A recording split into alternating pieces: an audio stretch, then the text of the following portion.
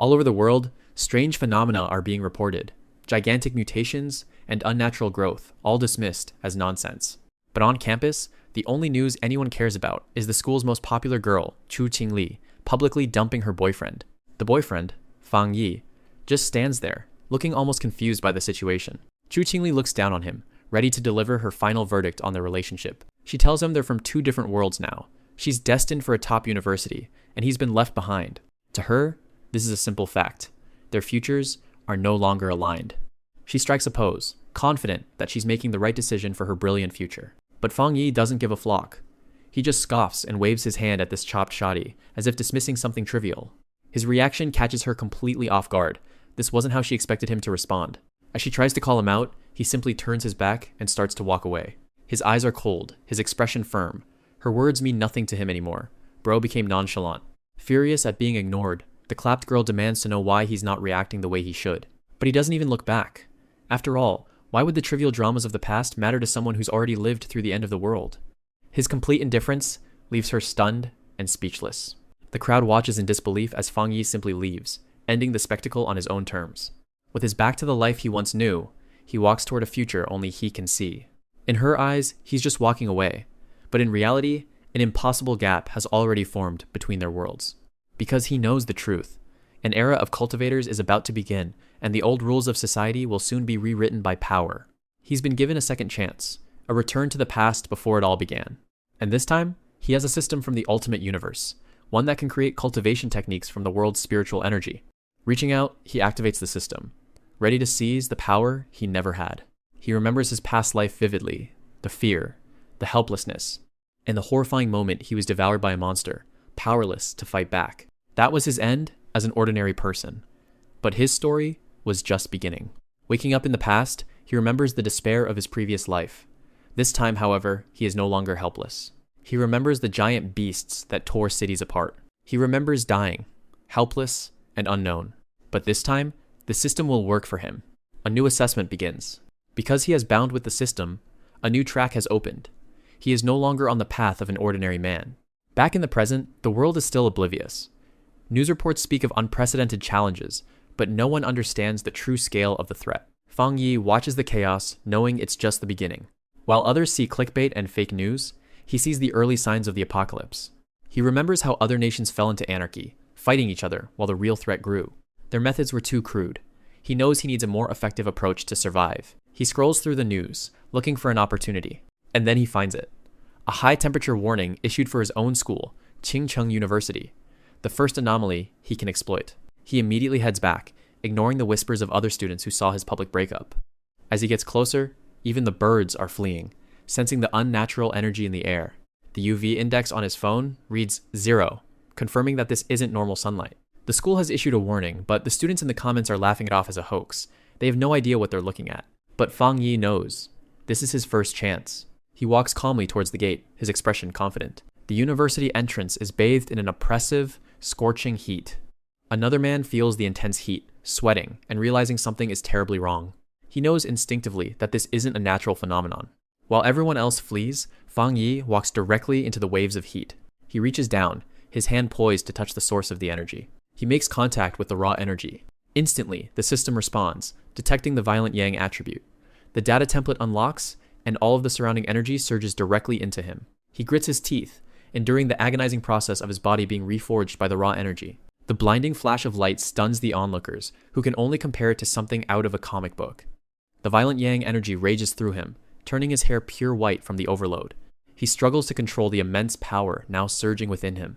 And then, it stabilizes. The golden yang breathing method is now his. His eyes burn with golden light. Elsewhere on campus, it's a perfectly normal day. New students are arriving for registration. They line up, excited for their future, completely unaware of the event that just took place at the gate. Among the new students is a striking woman with long red hair, immediately drawing the attention of everyone around her. She carries herself with an air of arrogance, clearly aware of her own status. She seems annoyed by the fawning crowd, brushing off their attempts to get her attention.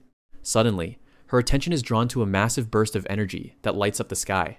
The strange light disappears as quickly as it came. But the red-haired woman's expression has changed. She recognizes that this was no ordinary phenomenon. The energy vortex collapses, leaving behind a swirl of smoke and dust. When the light fades, A lone silhouette stands in the aftermath. The system confirms the technique has been compiled, rewarding him with 50 points. He can feel the power thrumming in his hands. With the process complete, Fang Yi calmly dismisses the system window, his first objective achieved. The crowd, including the red-haired woman, stares at the dissipating smoke, wondering what just happened. Just then, the principal of Qingcheng University arrives, with a group of officials and a mysterious hooded figure in tow. They quickly make their way to the center of the disturbance, the area now cleared of students. While the principal looks concerned, the hooded investigator remains unnervingly calm, their face hidden in shadow. Meanwhile, Fang Yi is already gone. His system reveals that these anomalies are officially tracked by the government as contaminated areas. He glances back, seeing the investigators arrive. It's time to disappear. Using his newly enhanced body, he vaults over a wall, vanishing in an instant. But his escape is not as clean as he thinks. The hooded investigator's head snaps up, their attention fixed on the spot, not because they saw him, but because the energy signature vanished far too unnaturally. The investigator examines the scorched ground, noting that the violent yang energy dissipated far too quickly to be natural. They conclude that it was man-made. There is another player on the field. Ignoring the principal's chatter about social media posts, the investigator is completely focused on this new development. The red-haired woman also watches intently, her mind racing. She catches a final glimpse of Fang Yi as he disappears. Something about him seems familiar. A small smile plays on her lips. Things just got interesting. Back at his apartment, Fang Yi is finally alone. He lies on his bed, feeling the violent yang energy circulating endlessly through his body. Wiping the sweat from his brow, he marvels at the sheer power he now holds. He checks his phone and sees the top trending topic. The Spiritual Energy Cultivation Association has officially released its rankings for the different realms. It seems the official organizations are moving faster this time around. He recalls the hooded figure at the gate, realizing he's already on their radar. The association has published a guide to the cultivation realms, from Spirit Forge to the ultimate primordial realm, to prevent new cultivators from going astray. He recognizes the familiar layout and watermark. The government is trying to maintain control. He puts his phone aside and prepares to cultivate properly for the first time. He closes his eyes, focusing on the golden yang breathing method. As he meditates, the energy lifts him into the air, swirling around him like a golden vortex. The power of the golden yang flows through him, strengthening his body. His physique is instantly refined, muscles hardening as he breaks through to the first level. This must be the Spirit Forge realm. Just then, a new notification appears. He can use his compilation points to implant his obtained data into any object. The implications of this are enormous. He can essentially create magic items. He decides to run a test. He targets a simple mug, and the system asks if he wants to consume points to implant the yang attribute into it. His mind explodes with the possibilities. If this works on a mug, what could it do to a knife, a gun, or even a sword? His gaze falls upon a custom-made sword sitting in his room. He has his next target. But to make the most of his system, he needs more attributes. And to get those, he must hunt. Under the cover of night, he slips out of his apartment, a predator seeking new power in a world on the brink of collapse.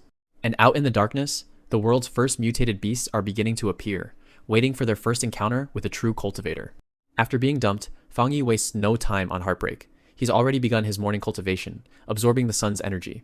His eyes flash red as he achieves a breakthrough, reaching the Ghost Axe Realm 2-star, a level far beyond anyone else on Earth.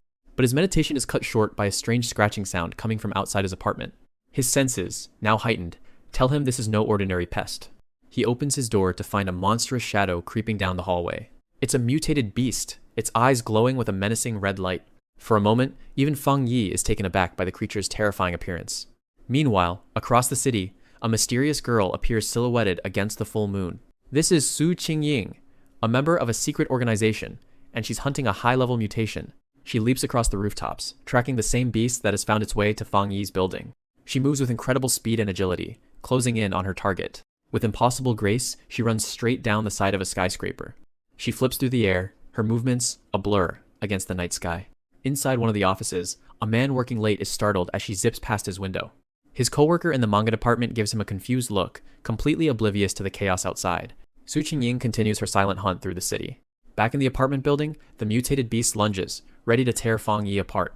But Fang Yi stops the attack with a single hand, a golden aura flaring to life around him. A miniature sun materializes in his palm, pulsing with immense power. He stands unfazed. To him, the monster's terrifying speed is nothing but slow motion. He unleashes a wave of pure solar energy, overwhelming the creature instantly. He grabs the beast by its head, his grip like steel. There is no struggle. The power gap is simply too vast. With a final, devastating blow, he smashes the monster straight through a nearby glass wall. The beast is sent flying, but Fang Yi isn't finished with it yet. Fang Yi doesn't hold back, channeling the full force of his solar power into his fist. A blinding beam of light erupts, hitting the beast dead on. The monster is completely engulfed in the scorching energy. It doesn't even have time to scream before its body is vaporized, leaving nothing behind. Realizing his attack was too flashy and might attract unwanted attention, Fang Yi decides to make a quick exit. He leaps from the shattered window, landing silently in the woods below. He vanishes into the night, leaving no trace of his presence. He pauses, noticing the small dark spirit fruit the monster left behind. Annoyed at the complication, he crushes the source of the mutation under his heel. He knows he saved lives, but also exposed a fraction of his power to the world. If he hadn't been there, everyone in the building would have been slaughtered. Moments after Fang Yi disappears, Su Qingying arrives at the scene. But she's too late. The target has already been neutralized. She kneels down, inspecting the scorch marks left on the ground. Her fingers trace the residual energy, a scorching aura of incredible purity. She recognizes the energy signature. It's the same one from the university incident, confirming a powerful, unknown forerunner is active in the city. She immediately reports her findings to the Spiritual Energy Cultivation Association. Her superior listens intently from the association's headquarters. This mysterious forerunner is now a top priority target for recruitment. The existence of such a powerful individual, operating outside any known organization, is a variable they must control. They have to find him before anyone else does. Su Qingying ends her report, contemplating the identity of this powerful new player. Meanwhile, seeking to grow even stronger, Fang Yi has found a new source of yang energy, a river of molten lava. But for Fang Yi, the hunt for power is a relentless cycle. As dawn breaks, his daily ritual begins again. His tireless cultivation has sculpted his body into the perfect vessel for the immense power he's accumulating. Every morning is the same. Fang Yi relentlessly practices the golden sun breathing technique, absorbing the dawn's energy. His eyes glow with power. He knows that in this new era, only strength matters. He draws the raw energy of the sun into his body, refining it, making it his own. He forms the energy into an axe, a manifestation of his will and power. With each strike, his control over the immense power grows. The effort is immense, but Fang Yi pushes through, determined to level up step by step. He knows what's coming.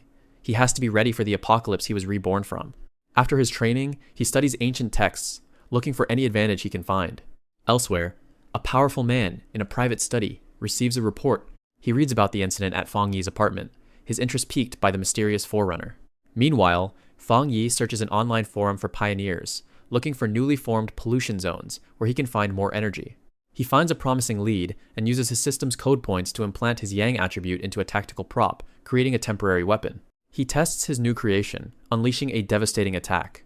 At the same time, Su Qingying is guiding a team of pioneers into a dangerous new area.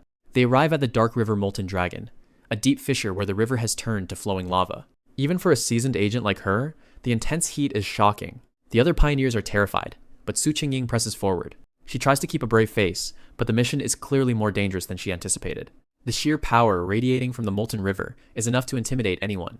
She knows that a single misstep could lead to the entire team's demise. She wonders if they're truly prepared for what lies ahead. But there's no turning back now. She takes a moment to cool off with a milk tea, while she waits for the rest of the team to gather their courage. Fang Yi knows his true power lies in his system, which can code almost any attribute into reality. To grow stronger, he needs to find powerful new anomalies to absorb. While browsing an online pioneer forum, a user messages him directly. They've noticed his interest in anomalies and invite him to explore the newly formed Dark River Molten Dragon. This is the exact opportunity he was looking for. He chats with the pioneer, downplaying his own abilities.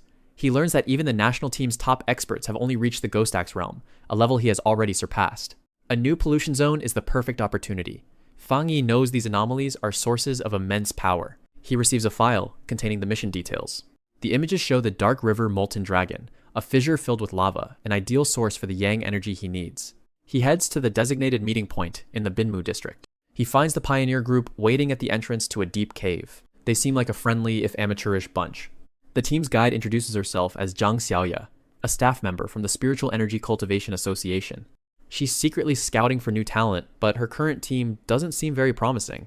Their casual attitude makes her question if they're taking the mission seriously. Then, Fang Yi arrives, his calm and powerful demeanor instantly setting him apart from the others. The team opens the entrance, revealing a dark, descending passageway. They venture into the cave, with Zhang Xiaoya leading the nervous group. The pioneers are surprised that it isn't as hot as they expected. Fang Yi walks ahead, already sensing the power hidden deeper within. He is the only one who understands the true nature of this place. Finally, they arrive at the molten river. The rest of the team freezes in terror at the sight of the boiling lava, but Fang Yi doesn't hesitate. To the absolute shock of everyone present, he leaps directly into the fiery torrent.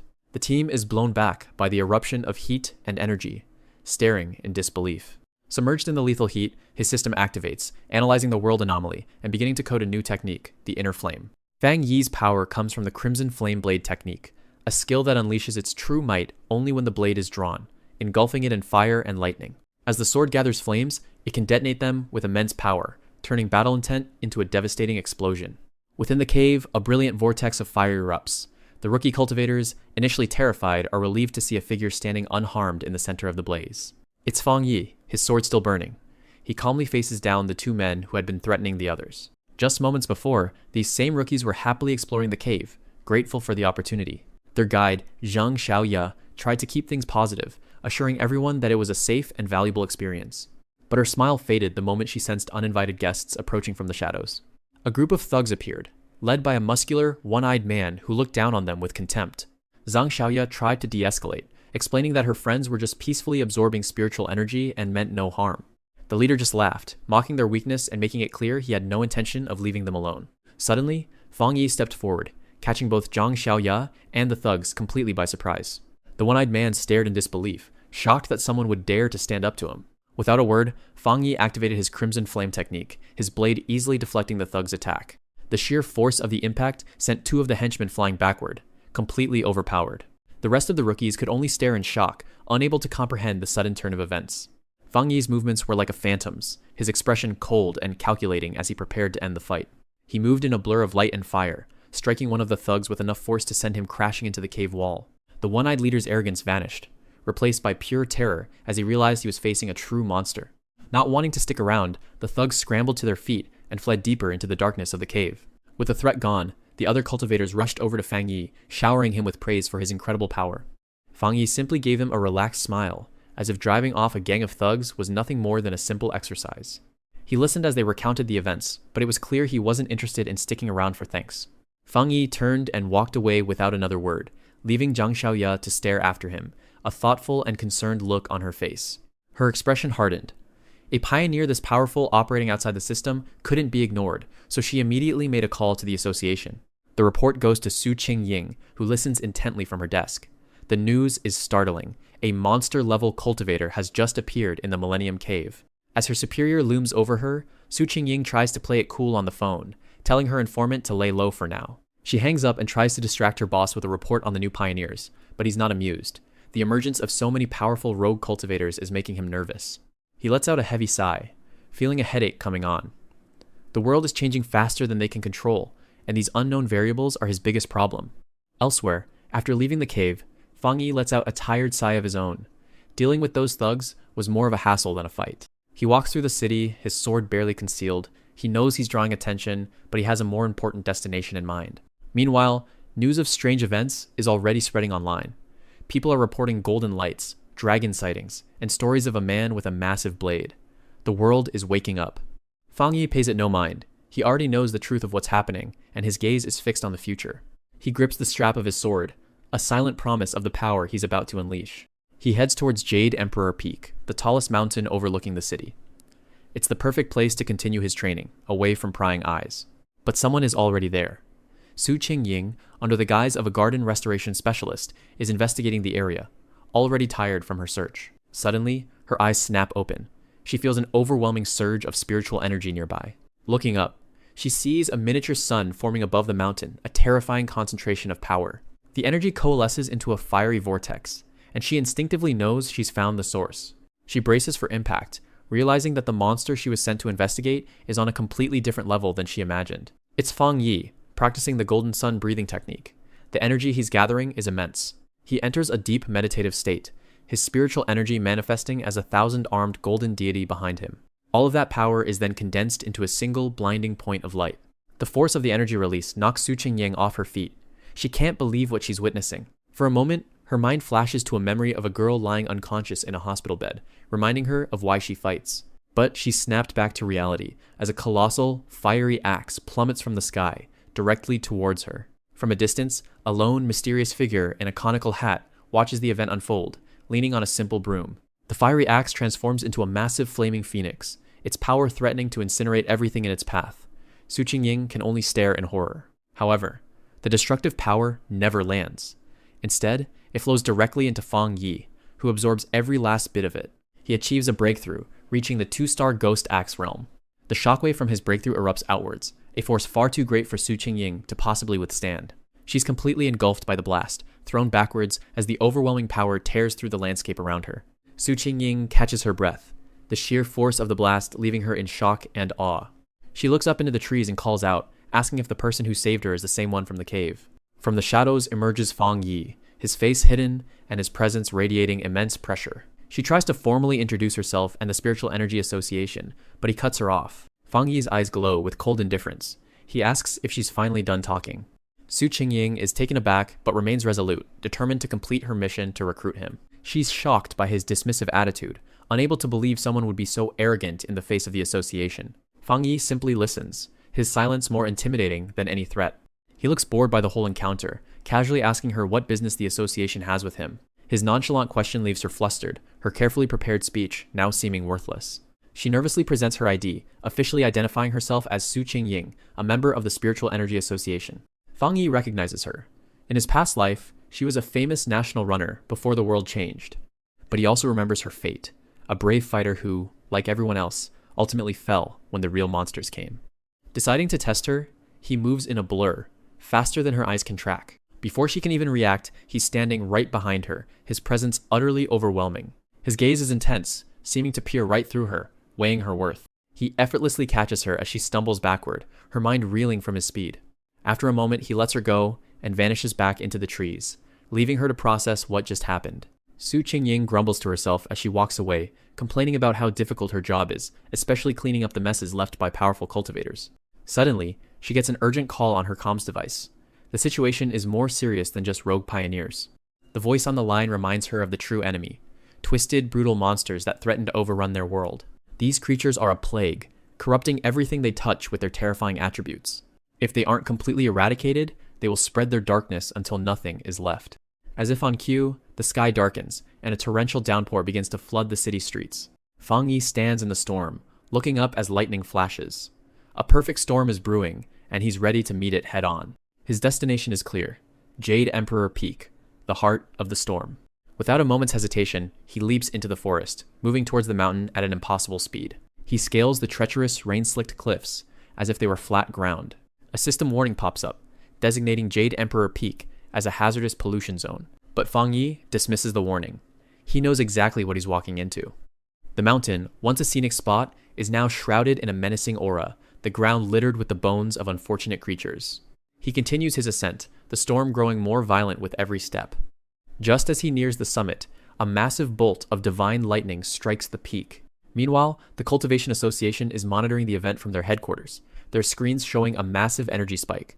A senior official reviews the report, his expression grim. The situation is escalating into an A-rank disaster. The entire committee is on edge, debating the cause of such a massive, unnatural phenomenon. Su Qingying stares at the monitor, a look of dawning horror on her face. She realizes the epicenter of this disaster is the exact same man she just encountered. The officials are baffled, unable to understand what could be causing such a targeted and powerful storm. Back on the mountain, a bolt of lightning strikes the ground right in front of Fang Yi. He doesn't flinch. This is what he came for. He braces himself, ready to absorb the storm's fury. The full force of the lightning crashes down on him, but instead of being destroyed, he begins to absorb its power. He knows that in this new era, even the smallest creatures can become deadly threats. To survive, one needs overwhelming power. He draws the lightning into his body, enduring unimaginable pain to temper himself with its divine energy. His system begins to compile the new attribute, merging the raw power of thunder with his existing flame. He reaches out, not just taking the power, but commanding it, bending the storm to his will. He channels both fire and lightning through his blade, the two elements clashing in a violent symphony of destruction. The raw energy explodes around him, shattering the very peak of the mountain. With a final, decisive strike, he brings the chaotic power under his complete control. He grits his teeth, his body screaming in agony, but his eyes burn with the light of a newly forged power. As the storm finally subsides, he stands victorious. He has not only conquered the tribulation, but is about to absorb its very essence. With the Golden Sun breathing technique, he seizes the opportunity. His eyes flare with golden light as he claims the storm's power for his own. With a deafening roar, he unleashes a powerful blast, channeling the absorbed energy through his sword. The resulting explosion of fire and lightning is immense, a clash of two elemental forces now bound together. Even for him, the sheer intensity of the thunder energy is overwhelming, threatening to paralyze his very muscles. But his system quickly adapts, confirming that a powerful thunder attribute has been detected and is being compiled. From the city below, civilians watch in awe, capturing footage of the unnatural storm and the mysterious figure at its center. The process is a success. Fang Yi has obtained a new, powerful skill, Divine Thunder Tempering. He stands, his body now crackling with untamed blue lightning, a testament to his newfound power. He can feel the raw energy coursing through him, ready to be unleashed at his command. This isn't just any lightning, it's a pure, thunderous judgment, a power meant to punish all evil and corruption. Now wielding both his Crimson Flame Blade and the Divine Thunder, Fang Yi has become a true force of nature. He gathers the lightning in his hands, his eyes glowing red with a mix of excitement and deadly intent. A smirk plays on his lips. With this power, he's more than ready for whatever comes next. The next day, the military arrives at the summit. An officer reports to his superior that in just 3 hours, the peak's energy levels dropped from a disaster zone to almost nothing. Military Major Han Li senses the residual energy. He knows instantly that a powerful pioneer was responsible for this. Su Qingying, accompanying him, is shocked. She asks if this pioneer is a friend or an enemy. As she touches the ground, she can still feel the terrifying power that lingered, a power that could have easily killed her. Han Li doesn't have an answer. All he knows is that this person's power is immense, and they remain a complete mystery. He looks down from the peak, sensing the imprint of a single, overwhelmingly dominant aura left behind. His eyes glow green as he analyzes the energy signature. This individual is not just strong, they are tyrannical. Back at his apartment, Fang Yi gives a tired yawn, completely oblivious to the military operation now focused on him. Based on the overwhelming power signature, Major Han Li gives this unknown pioneer a provisional designation. From this day forward, the mysterious figure who conquered the storm on Jade Emperor Peak would be known by one name, Tyrant. In a remote mountain range, the rain falls without stopping. At the peak, Major Han Li explains to Su Qingying that a high-level pioneer is trying to make contact with the mysterious person who cleared the anomaly at Qingcheng University. Su Qingying stands silently, her expression unreadable as she processes the order. Han Li compares the target to the pioneer who purified the university's pollution zone. Internally, Su Qingying panics, realizing she can't afford any mistakes. She recalls the overwhelming, fiery presence of the person who saved them, a memory that still makes her nervous. Han Li continues, his mind focused on the mission to recruit this powerful new talent. Su Qingying snaps to attention and salutes, accepting the difficult assignment. The serious meeting suddenly shifts to a much lighter memory, with Han Li awkwardly trying to explain something to a senior official. Meanwhile, back in the city, Fang Yi reaches for the new piece of gear he acquired. He holds up the perfectly clean white coat, admiring his new possession. Without hesitation, he throws it on, a confident smirk on his face. Suddenly, a crackle of blue energy surges through his hand. Fang Yi focuses the energy, condensing it into several small, powerful orbs in his palm. He remembers testing this power on the Destruction Squad captain, wondering if absorbing the energy weakened its initial impact. His training is cut short by a notification on his phone. It's a major news alert, signaling another incident somewhere in the city. The news is just a cover-up.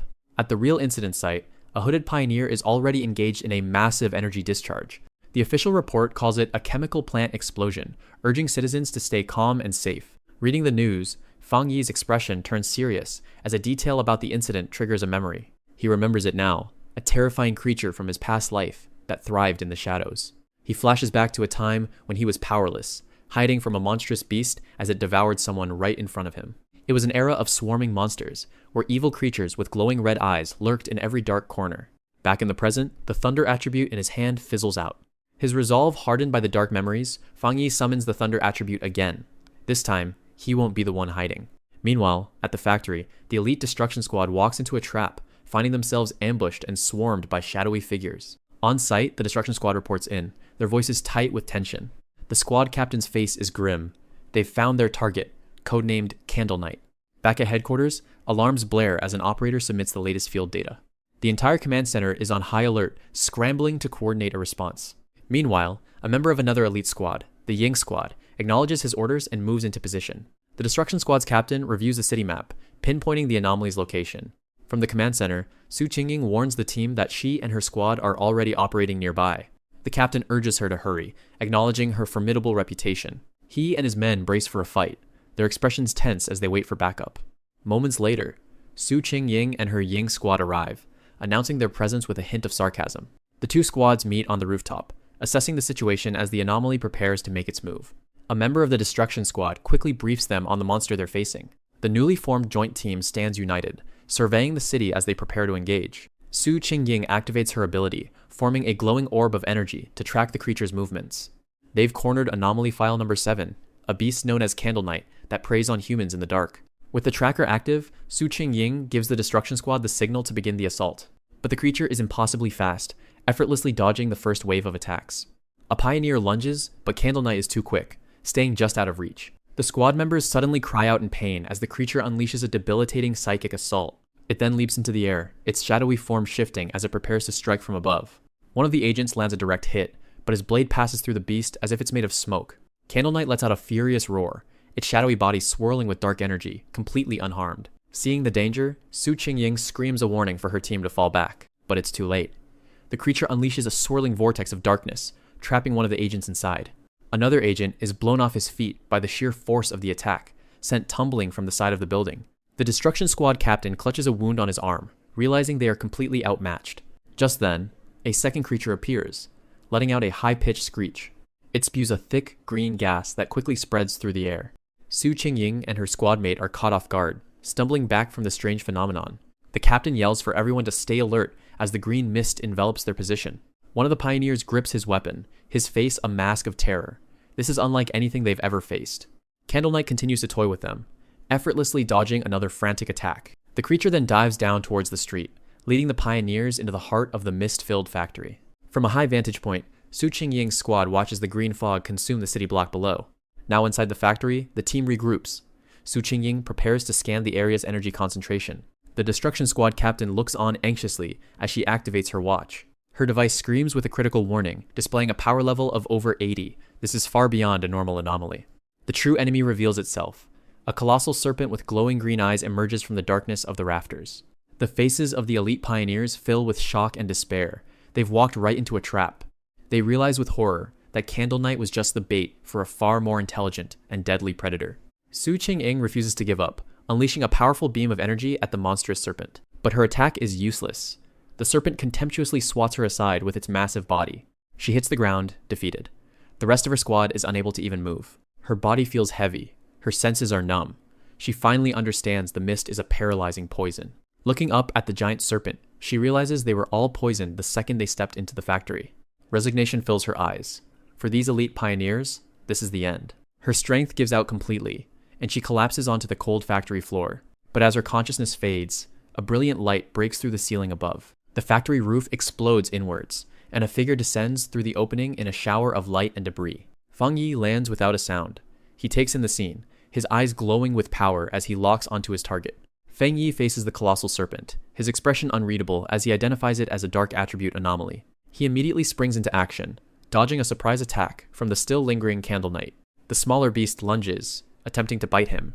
Feng Yi calmly lets it sink its teeth into his shoulder, trapping the creature with a cold smirk. With the pest momentarily dealt with, he turns his full attention to the serpent, ready to unleash the power of his thunder property. He channels both lightning and fire, preparing to end this fight quickly. He closes the distance in an instant, striking the serpent with his flame-wreathed sword.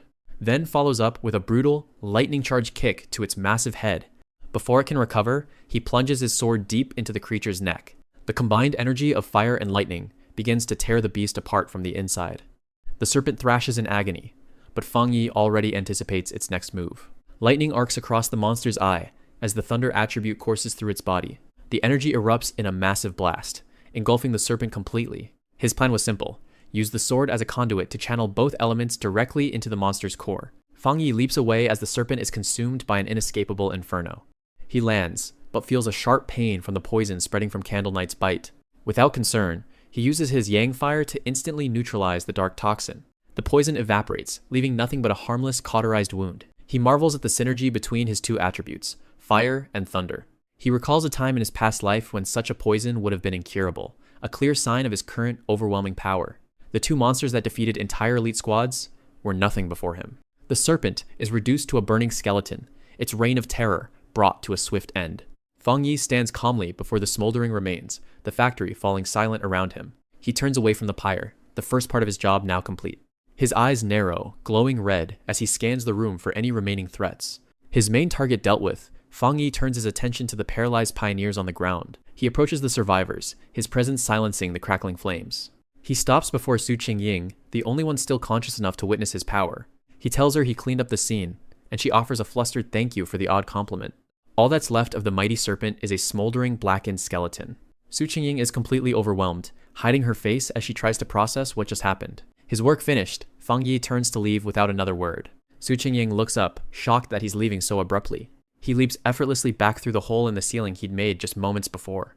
He gives one final, fleeting glance at the scene below. And just like that, he vanishes into the night sky, a silhouette against the moon. The moment he's gone, the paralyzing poison begins to wear off. Su Qingying quickly rouses the destruction squad's captain. The captain wakes up yelling, completely disoriented, while Su Qingying is too stunned to speak. The rest of the squad gets to their feet, staring in disbelief at the serpent's massive skeleton. One of the members confirms what they can barely believe. A single unknown pioneer saved them all. Su Qingying recalls the image of their savior, trying to make sense of the power she witnessed. The captain and his men discuss what happened, completely in awe of the mysterious hero's strength. The captain examines the residual energy in the air, sensing a mix of strange elemental properties. He can't believe it. He detects traces of not only a dark attribute, but a powerful lightning attribute as well. He then inspects the scorched remains of Candle Night, where the lightning energy is strongest. He and Su Qingying stand over the last traces of the beast, the pieces of the puzzle clicking into place. Su Qingying realizes the impossible truth. Their savior wields two extreme high-level attributes, Yang Flame and Thunder. He is a genius beyond comprehension. The surviving pioneers can only stand in the ruins, staring at the hole in the ceiling, left in stunned silence. Their world has been turned upside down by the appearance of a man who commands both fire and lightning, an existence that shouldn't be possible. Late at night, Association vehicles arrive at the factory district, the site of the recent battle. On the ground, Su Qingying is overwhelmed with relief that her subordinates survived, crying out that she doesn't know what she would have done if they had died. The association's reconnaissance team gets to work, analyzing the massive, scorched skeleton of the serpent monster left at the scene. An operative reports his findings from the energy scan, his voice trembling slightly. The destruction squad captain and Su Qingying listen in, their expressions growing more serious with every word. The other squad members can't believe what they're hearing. The power level recorded is impossibly high. Miles away, a high-ranking official in the association takes the call, calmly sipping his coffee. Over the comms, Su Qingying confirms the operative's report. She was there, she saw it herself. They all recall the overwhelming display of power, a fiery attack that seemed to vaporize the very air. The official's expression sharpens as he listens to the unbelievable report. He realizes the individual they've codenamed Tyrant isn't just strong. He's a monster on a completely different level. A new order is given to Su Qingying. Immediately cease all investigation and attempts at contact. The one they call Tyrant, Fang Yi, had left behind a scene of absolute destruction. Su Qingying is stunned by the command to stand down, unable to comprehend why they would stop pursuing such an individual. The analysis concluded he was a triple attribute user, a mythical level of power that could make him humanity's greatest enemy if provoked. The official's voice is grim. He makes it clear that this isn't a suggestion, but a strict order to avoid a potential catastrophe. Meanwhile, the person who caused all this panic, Fang Yi, is completely oblivious as he takes a shower. He steps out and casually uses his fire attribute's spiritual energy to instantly dry himself. His mind drifts back to the enemies he has faced, his resolve hardening with each new threat that emerges. Fang Yi gets dressed, his thoughts on the association and the powerful figures now watching him from the shadows. Across the country, the Spiritual Energy Cultivation Association works to protect humanity, issuing warnings disguised as natural disasters. Fang Yi looks out over the city, knowing the fragile peace would shatter if the public knew the true scale of the supernatural threats. But as the world teeters on the brink, Fang Yi has just unlocked something new and dangerous. A system window appears before him, identifying a new shadow attribute, a power described as the nemesis of all pioneers, and one he cannot yet absorb. A monstrous form flickers in his mind, a representation of this dark new power that now resides within him. This newfound power creates a stark contrast within him. The blazing, righteous fire of the Yang attribute on one side, and the cold, consuming shadow attribute on the other. He now wields the powers of a god, combining multiple elements into devastating attacks.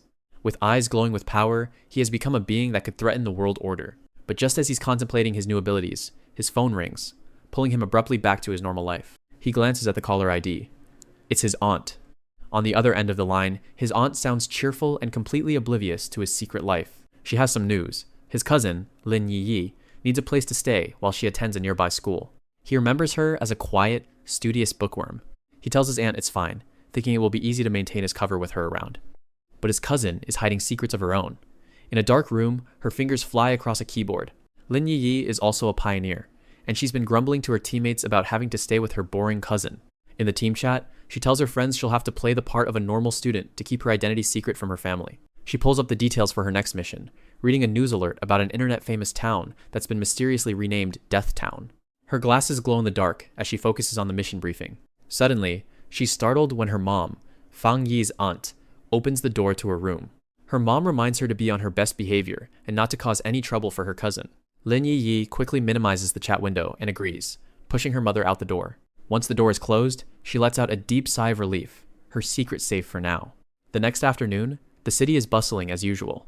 Lin Yi arrives, pulling her suitcase toward her cousin's apartment building. She checks her phone to make sure she's at the right address. Looking up at the building, she pulls out the address her mom gave her, ready to meet the cousin she hasn't seen in years. Just then, she spots a young man walking out of the entrance. It's Fang Yi. Fang Yi looks at the girl standing before him, thinking to himself that he doesn't recognize her at all. Dressed in a hoodie and thick glasses, she looks like a shy, nerdy student, a far cry from the cousin he remembers from his childhood. After a brief introduction, an awkward silence hangs between them as they sit on the couch. Fang Yi gives her a spare key to the apartment.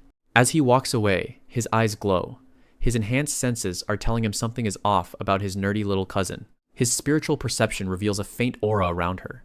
He instantly realizes that she too is a pioneer. Meanwhile, Lin Yi checks her phone, still chatting with her squad. Believing her cousin is just an ordinary person, she decides it's too risky to cultivate her powers here, in case he notices something strange.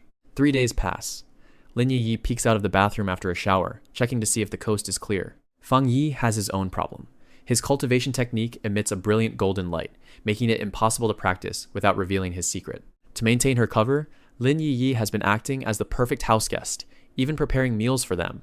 She tells him it's the least she can do, all while thinking he's just a normal, slightly boring guy. They eat together, each lost in their own thoughts, playing the part of normal cousins. Fang Yi decides to play along with her act. He figures if he lets her get comfortable, she'll eventually slip up and reveal her true identity. Suddenly, her phone vibrates on the table, breaking the silence. Both of them look up, their expressions tense. A message from her squad has arrived. Lin Yi checks the notification. It's time for her mission. She packs her bag and tells Fang Yi that she's leaving for a summer camp she signed up for. Fang Yi watches her go, but he knows she's lying. He agrees to meet her squad at the entrance of Yanghuo Town and prepares to follow her in secret. From his room, Fang Yi uses his spiritual sense to watch her. He can see her aura clearly as she sits in her room, meditating and gathering her energy before heading out. Her hair floats around her as she focuses, preparing herself for the dangers of the mission ahead. Fang Yi looks out towards the horizon, his gaze fixed on her destination, Yanghuo Town. Without a sound, he leaps from the window, melting into the shadows to follow her undetected. Lin Yi finishes her preparations, her eyes sharp with determination.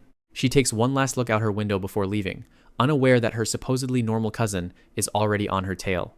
Her destination is Yanghuo Town, a once popular influencer spot that has recently gained a much more sinister reputation. Lin Yi arrives at the entrance to Yanghuo Town, a scenic area that has recently become a hotbed for supernatural activity. She meets up with a cheerful teammate, who immediately starts gossiping with her. Lin Yi dismisses her cousin Fang Yi as a totally average person, completely uninteresting, and definitely not her type. Her teammate lets out a disappointed sigh, having hoped for a more dramatic story. Just then, another teammate makes her entrance, the confident and stylish Feng Heju. The rest of the Vanguard team gathers, a small group of self-trained pioneers ready for their mission. It seems one of their members is a no-show, but they can't afford to wait. Feng Heju takes charge, telling the group it's time to go. From a cafe across the street, Fang Yi watches them leave, his eyes tracking their every move. He's not impressed. To him, they look like a bunch of amateurs playing with fire. His spiritual sense confirms it. They're all pioneers, but their power levels are dangerously low for what they're about to face. He decides to sit back and observe for now, curious to see what his cousin is really capable of. Soon after, the anomaly they came for reveals itself, a gigantic, twisted vine descending from the clouds. This is the Desolate Vine, a bizarre phenomenon that appears at random and defies all known logic. It seems to be a part of a world shift, a tear in reality that has planted this monstrous thing over the town. The Vanguard team heads into the eerie, mist-filled forest at the foot of the mountains. The closer they get, the more oppressive the atmosphere becomes, putting even the experienced Feng Heju on edge. Finally, they stand before the vine itself, its immense size leaving them speechless. The air is thick with a strange energy. The teammate with the visor senses the danger and quickly covers her face. She's clearly terrified, her instincts screaming at her that this place is a death trap. She asks if they've heard the rumors on the Pioneer forums about the last team that came here. According to the post, the entire squad was wiped out, their bodies melted instantly by the vine's touch. The team looks up in horror and sees the proof. Skeletons and skulls are tangled in the branches high above them. The grim reality of their mission hits the teammate hard, and she freezes in terror.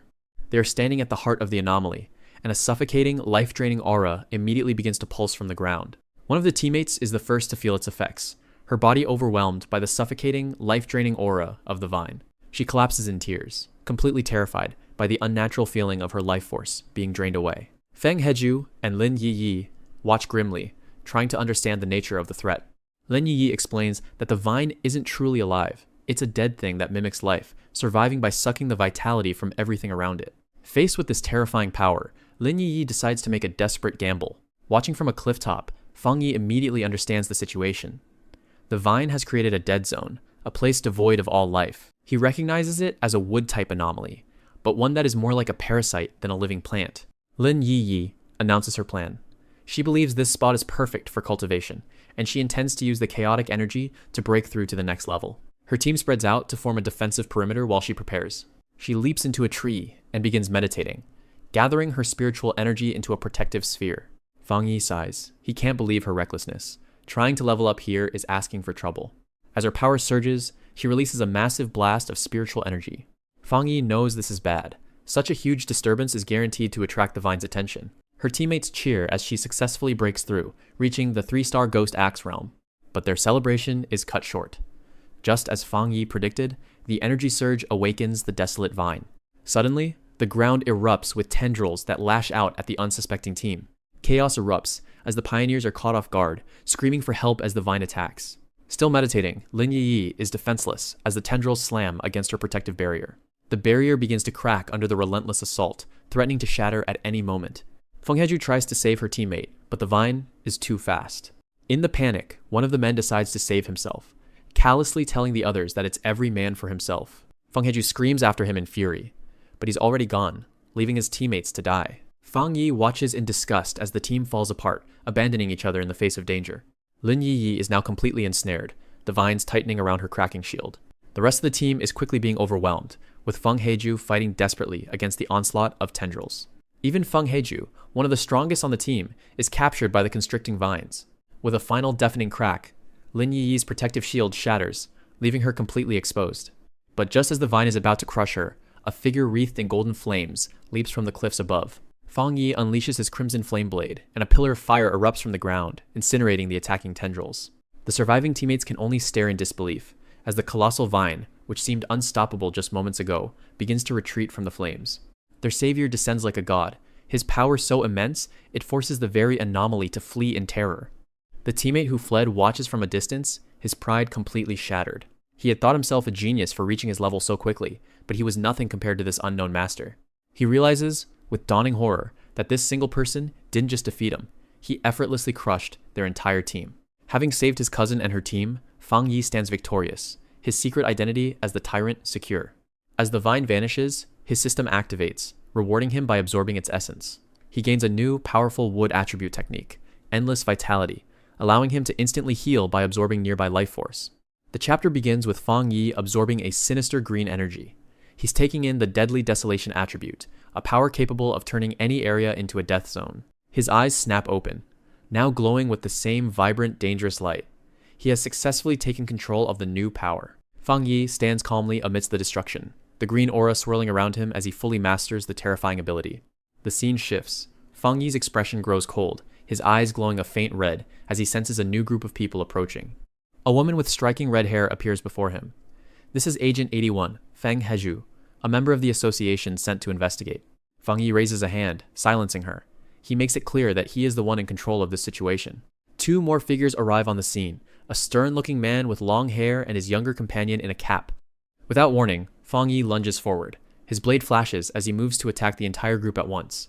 The long-haired man and his companion are stunned, completely unprepared for his sudden and overwhelming aggression. From behind them, another woman appears, generating a powerful blue energy shield to defend herself from the attack. Her eyes glow with power from within the safety of her barrier, ready to make her move. The shield drops and she immediately leaps out, launching a direct attack against Agent 81. The memory of a past battle flashes.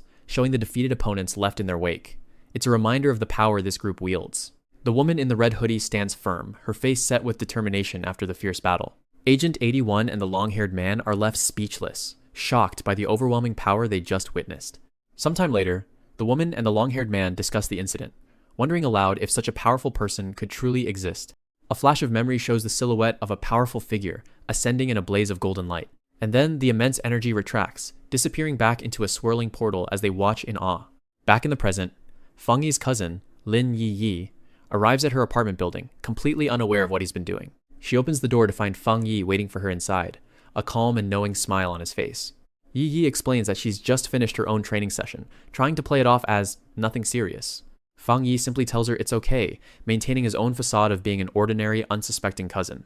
As soon as the door closes, Lin Yi lets out a heavy sigh, the exhaustion from her recent cultivation breakthrough finally hitting her. She collapses onto the sofa, but her mind is still racing from the day's events.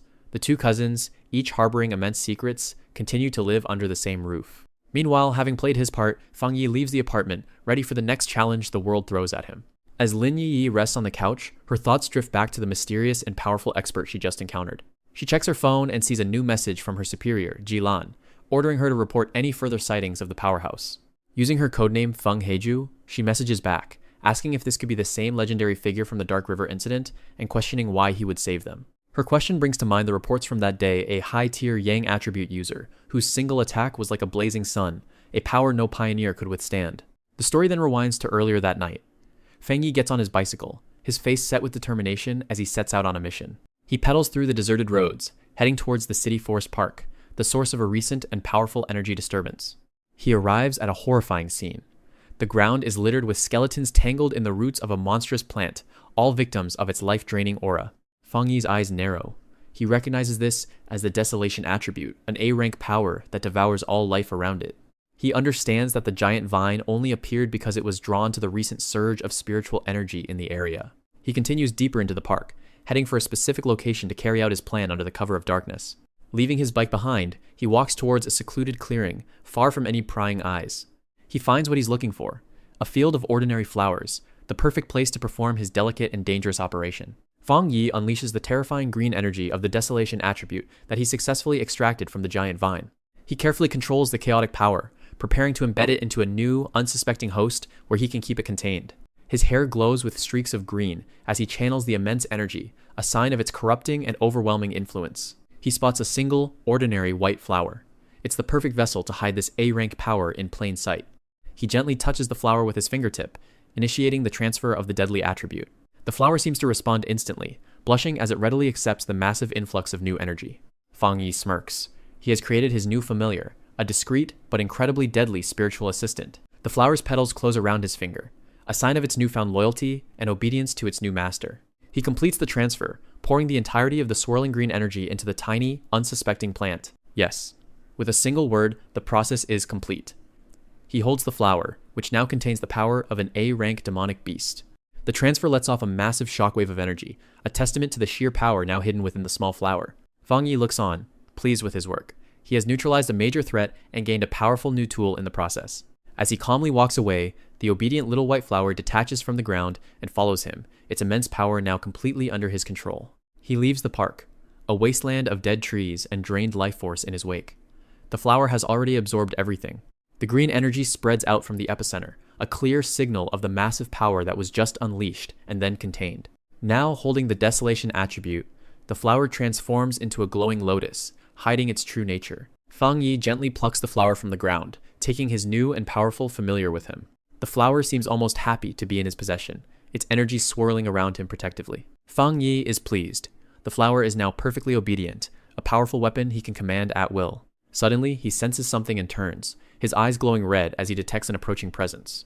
Without hesitation, he leaps away, using his enhanced speed to escape before he can be discovered. Meanwhile, at the Spiritual Energy Plant Research Division, alarms are blaring as they detect the massive energy spike. They've pinpointed the source, a huge dead zone that has suddenly appeared in the middle of the city forest park. A countdown timer on an agent's watch hits 30, signaling the start of a new and urgent mission. A team in hazmat suits moves into the park, cautiously investigating the bizarre and unsettling phenomenon. One of the investigators uses a scanner, confirming that all life in the area has been completely extinguished. The team is horrified. The sheer speed and scale of the destruction is something they've never seen before. Their leader, a senior researcher, can't believe his eyes.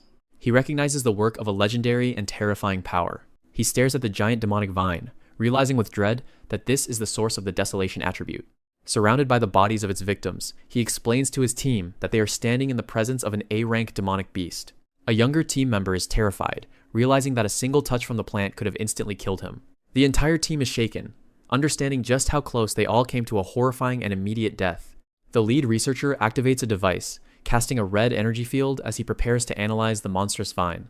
He announces their mission, to determine the vine's current state and whether it's still a threat to the city. Just as he's about to begin his work, a hand lands on his shoulder, stopping him in his tracks. It's Major Han, a high-ranking military official. He's taking over the investigation personally. His elite soldiers arrive, bringing specialized equipment to handle the A-rank threat as the military officially takes control of the scene. The research team quickly puts on their own protective gear, joining the military unit for a long and dangerous night of investigation. Major Han leads the joint team deeper into the dead zone, accompanied by Su Qingying from the Pioneer Association. She questions him, finding it hard to believe that the A-rank vine could have been neutralized so quickly and easily. Suddenly, both of them unleash their own spiritual energy, using it to scan the area for any remaining traces of the vine's power. Their combined energy flows through the forest, a massive wave of blue light searching for any lingering threats. But they find nothing. They're both shocked to discover that the vine's core energy has been completely and impossibly removed. Major Han confirms the unbelievable truth. Someone managed to dig up and steal the source of an A-rank mutation. He pulls out a glowing datapad, revealing that their big data analysis has already identified a prime suspect. He hands the device to Su Qingying, ready to share the results of their high-tech investigation. On the screen is a file for Fang Yi, marking him as the mysterious powerhouse they've been hunting.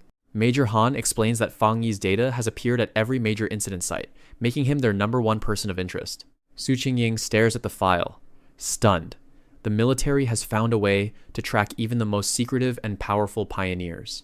Back at his apartment, Fang Yi places his new flower familiar in a pot, ready to begin the next phase of his plan. He affectionately pats the obedient little white flower, a seemingly innocent plant that now holds unimaginable destructive power. The flower glows with a faint green light, its immense energy now perfectly contained and under his complete control. Fang Yi's eyes glow red. He knows that a normal life is no longer possible for him, not with the power he now wields. Just then, his phone rings. It's a call from his old friend, Wang Liang, someone he hasn't heard from in years. Fang Yi is surprised. He wonders why his friend, who has been serving in the military, is suddenly calling him now. A memory flashes back to their school days, a simpler time when they were just two ordinary kids walking home together. He answers the call, a slight smile on his face, as he prepares to speak with his childhood friend. On the other end of the line, Wang Liang nervously suggests they meet up for a drink to catch up. He laughs, trying to sound casual, but it's clear that this isn't just a friendly reunion. He's on a mission. After the call, Wang Liang places his phone down, his expression turning serious as he sits across from two high-ranking officers. It's Officer Ji Feng and Su Qingying. They were listening to the entire conversation, using his friendship to investigate their top suspect. Officer Ji Feng leans forward, her scarred face filled with suspicion. She makes it clear that failure is not an option for Wang Liang's mission. Later, Fang Yi and Wang Liang meet at their old spot, sharing a drink.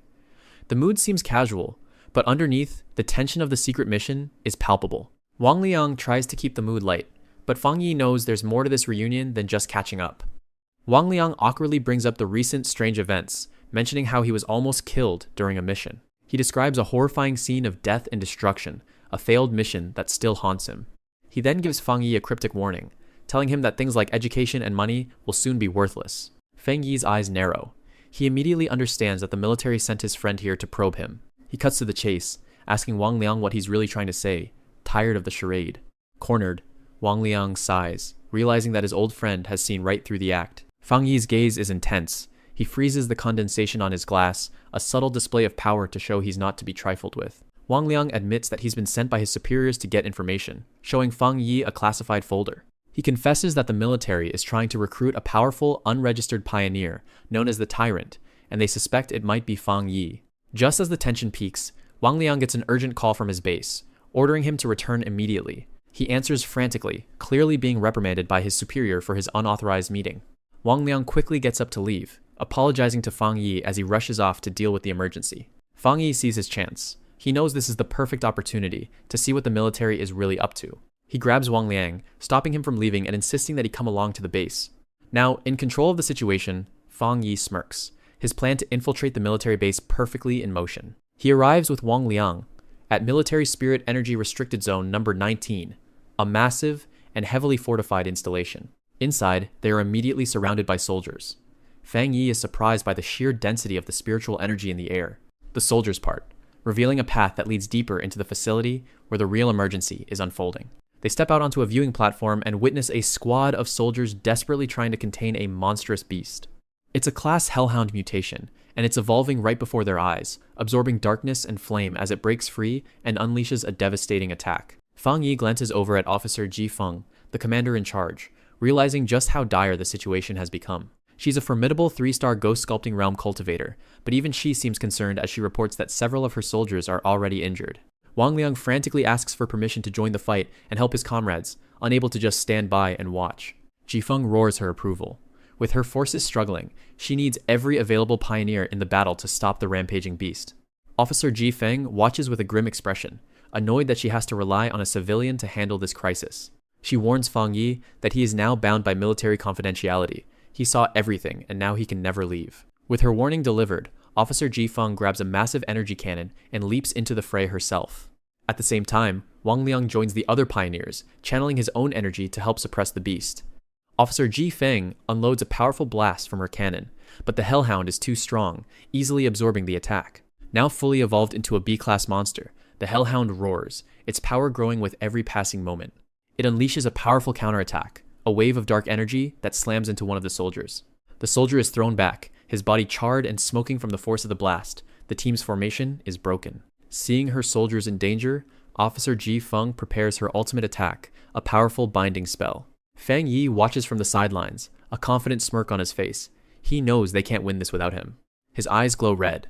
He sees the flow of energy, analyzing the battle and waiting for the perfect moment to intervene.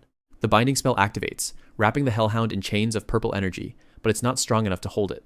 The beast roars in fury, its body erupting in flames as it easily shatters the energy chains. Fang Yi's eyes flash with blue lightning. He's seen enough. It's time for him to step in. The Hellhound lunges at Wang Liang, who desperately tries to dodge the attack but is too slow. Officer Ji Feng screams in frustration, realizing that she has underestimated the monster's power.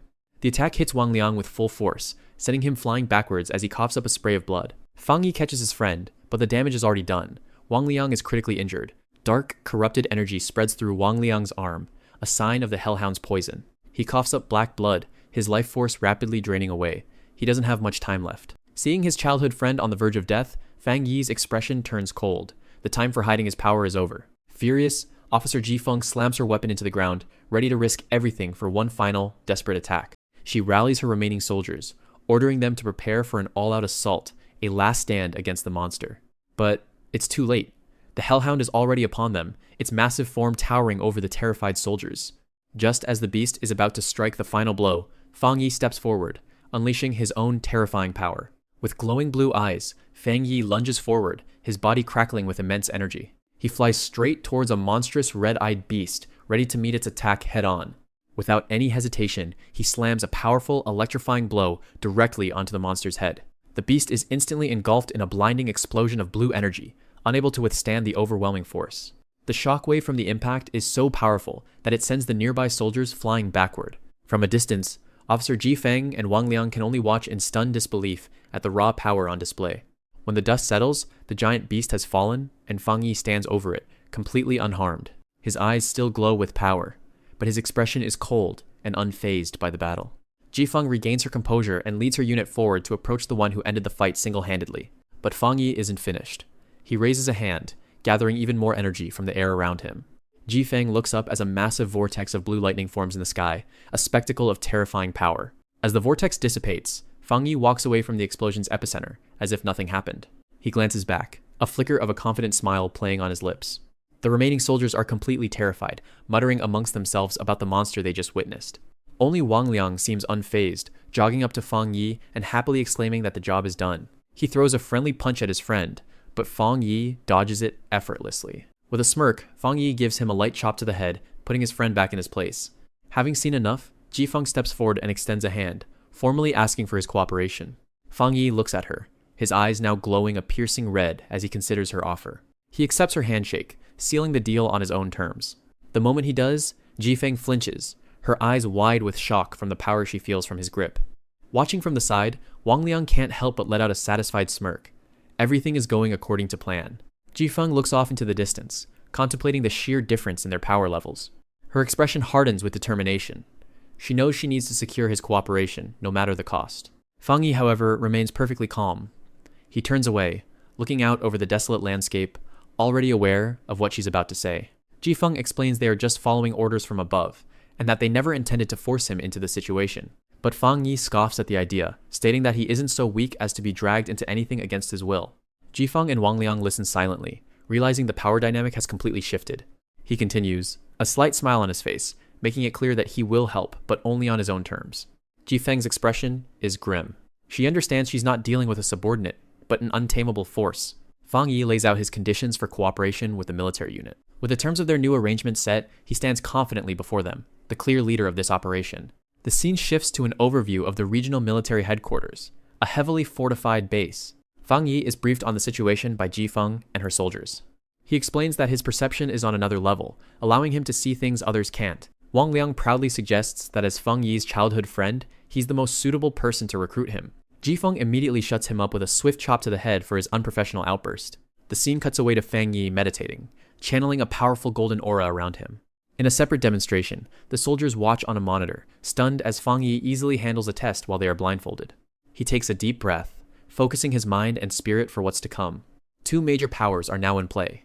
The military, represented by Jifeng, and the pioneers, represented by Su Qingying. Later that evening, the city is peaceful, with people enjoying the bustling night market. Back in his apartment, Fang Yi gathers a massive amount of spiritual energy, preparing to break through to the next realm. The golden energy surges, his eyes glowing as his power level skyrockets.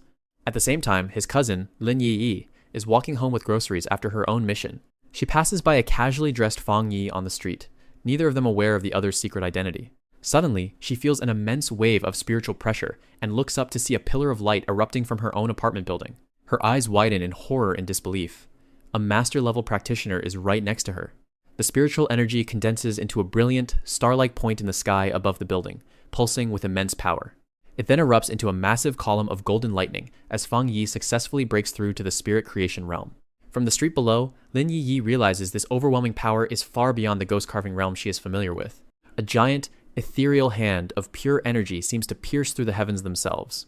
She stares up in absolute terror, sweating as she comprehends the sheer scale of the breakthrough.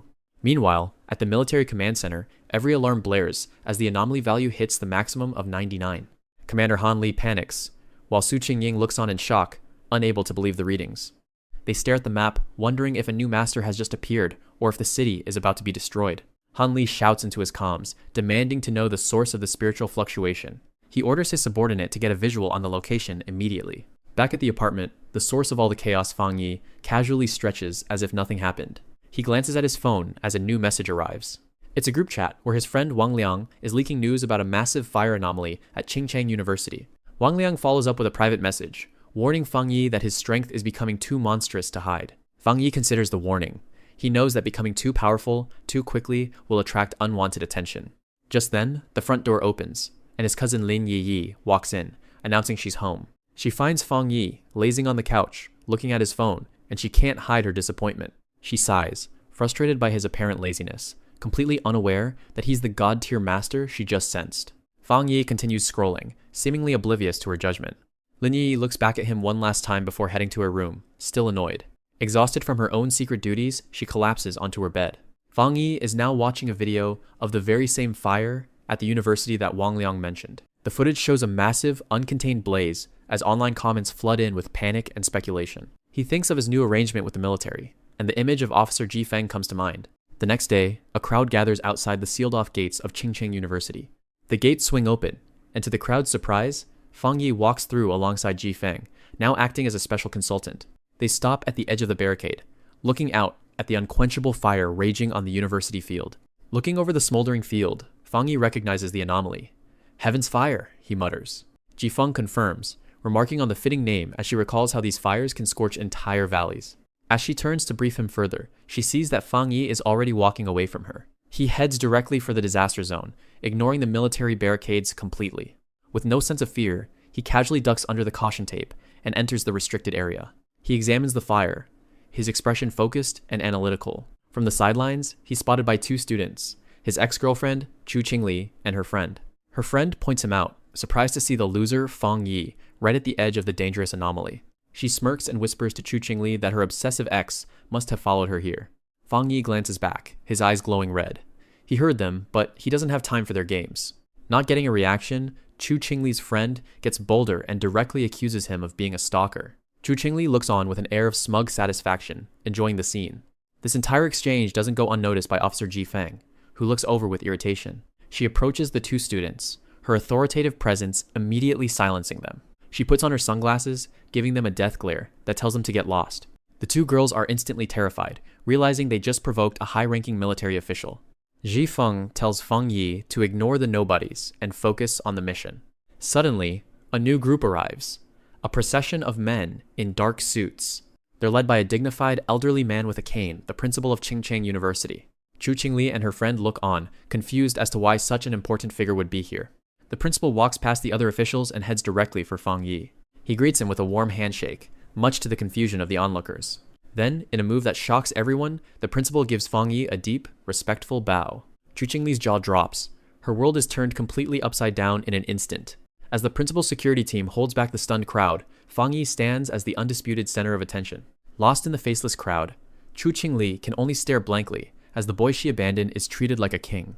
She feels completely invisible, her social status rendered meaningless in an instant.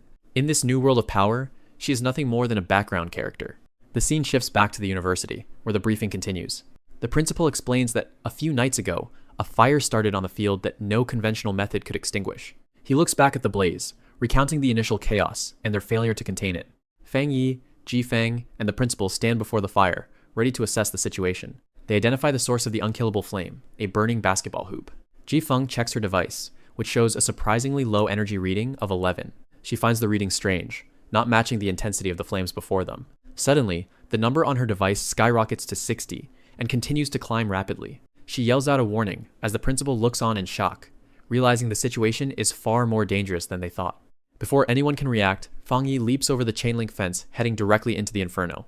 A massive dragon-shaped entity made of pure flame erupts to meet him, but he stands his ground. He walks into the fire, completely unharmed, his body protected by an invisible shield of energy. The flames part around him, drawn to his own powerful aura. He knows he must get to the origin of the flame to absorb its power. The fire dragon lunges, and Fang Yi unleashes his own technique, the Golden Sun Armor, to counter it. He meets the fiery beast head-on, his body thrown back by the immense force. He grabs hold of the entity, struggling to contain the raw power of the heavenly fire. Gritting his teeth, he begins to absorb its essence into his own body. A system notification confirms his success. He has obtained the heavenly fire attribute and its unique sealing technique. Now armed with the 9 dragon sealing technique, he begins to tame the rampaging fire. The fire spirit roars in defiance, but it's no match for Fang Yi, who now wields the very essence of its power. He brings his hands together, forming the final hand sign to activate the 9 dragon sealing technique. He unleashes the 9 dragons technique. Ethereal chains burst forth, wrapping around the fiery beasts and binding them. The chains constrict, pulling all the flames into a single, dense core. With the technique complete, the rampaging fire is finally sealed, contained within an orb of chained energy. After the battle, the principal confirms with Fang Yi that the threat is neutralized, and the fire will no longer spread. Ji Feng watches on, still processing the unbelievable power she just witnessed. The principal, overjoyed, tells Fang Yi to name his price, offering anything the university can provide as thanks. Fang Yi looks on with his glowing red eyes, considering the offer. Later, he speaks privately with Ji Feng, showing a surprising amount of respect for the soldiers who risked their lives. His sincere words take her by surprise, showing her a side of him she didn't expect. He looks at her with an intensity that makes it clear he is not just a monster, but a man with his own code of honor. He understands the world is falling into chaos, with anomalies destroying cities. And while powerful figures rise to fight back, Fang Yi refuses to be a pawn for any of them.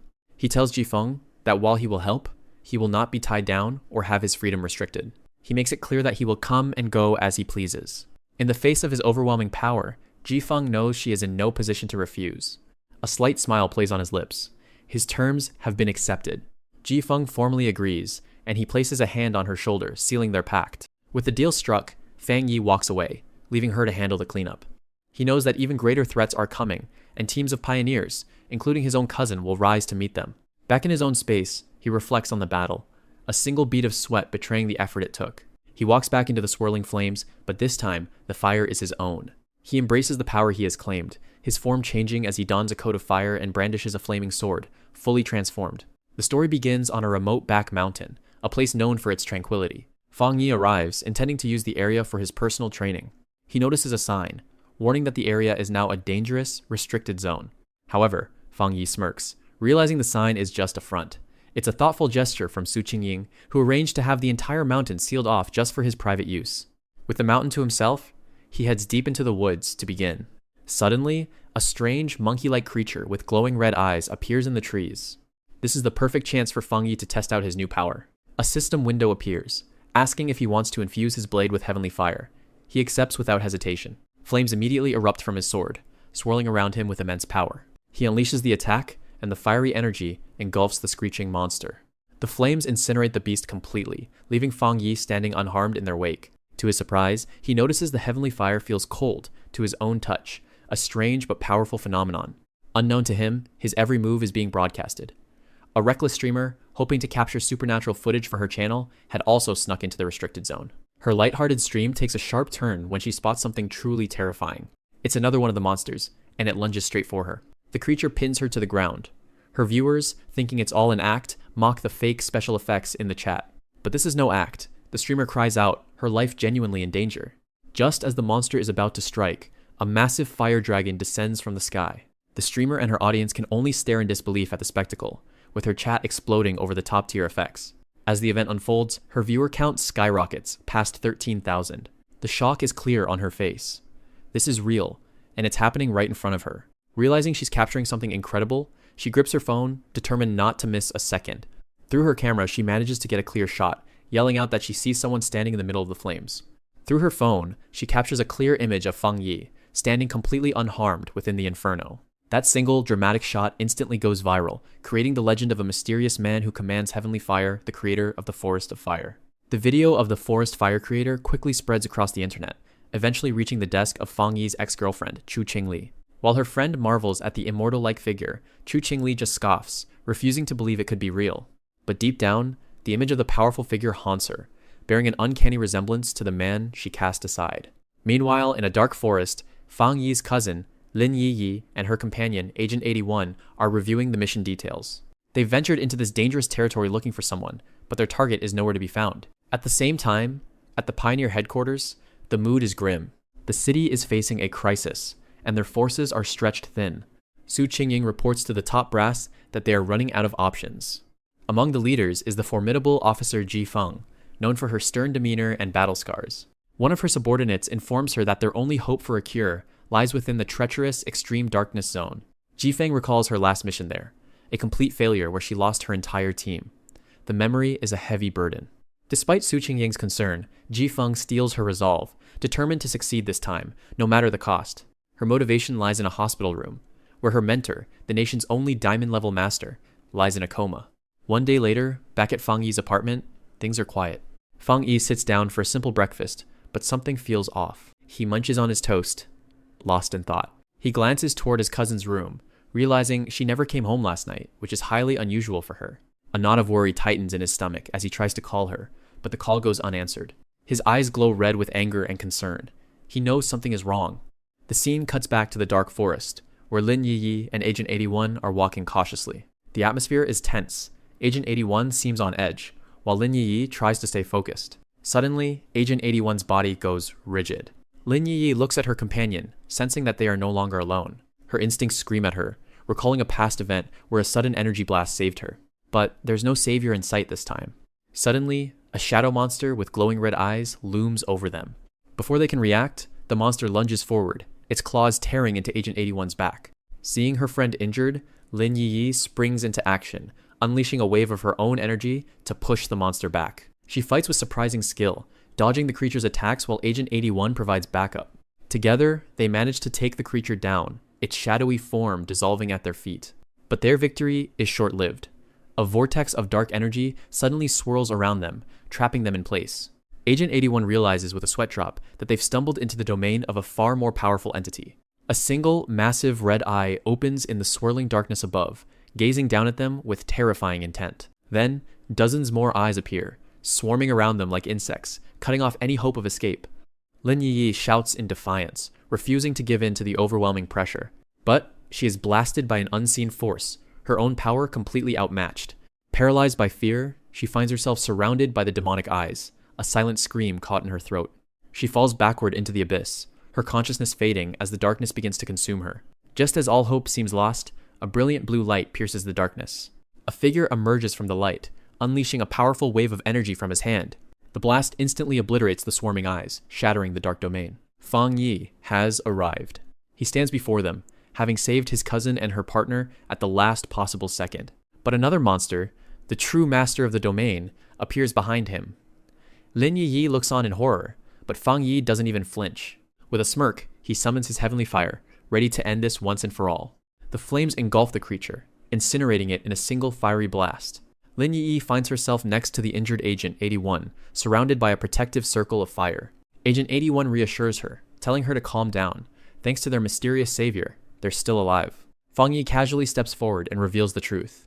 He was the expert who saved them from the vines back in Yanghuo Town. Agent 81 is completely starstruck, fawning over the powerful master she's been trying to recruit. Lin Yi can only stare in stunned silence, her mind struggling to connect the dots.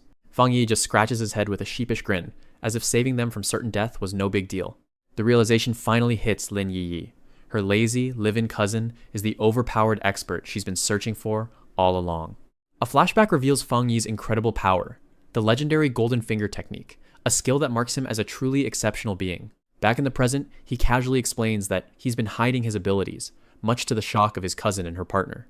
Agent 81 recalls the other pioneers she's met, realizing none of them come close to Fang Yi's level of power. Lin Yi is still processing the truth, her expression a mix of awe and disbelief. Agent 81, on the other hand, is thrilled. Fang Yi recalls Agent 81's past loyalty, when she refused to abandon her teammates, a quality he clearly respects. Lin Yi, flustered, asks him why he's revealing his secret now. With a confident smile, Fang Yi simply states that he's tired of hiding and wants to help them directly. Agent 81 is ecstatic, realizing they now have a master-level expert on their team. Lin Yi still looks dazed by the revelation. Fang Yi's words of reassurance finally sink in, and a blush creeps onto Lin Yi's face, touched by his desire to protect her. Overcome with emotion, she tears up, flashing a peace sign as a sign of their new, powerful alliance. With their new team formed, Lin Yi pulls up the details of their next mission on her phone. It's a high-stakes operation in the extreme darkness zone, posted by someone named Ji Lan, with a warning to think carefully before signing up. Fang Yi reads over her shoulder, a thoughtful expression on his face as he considers the risks.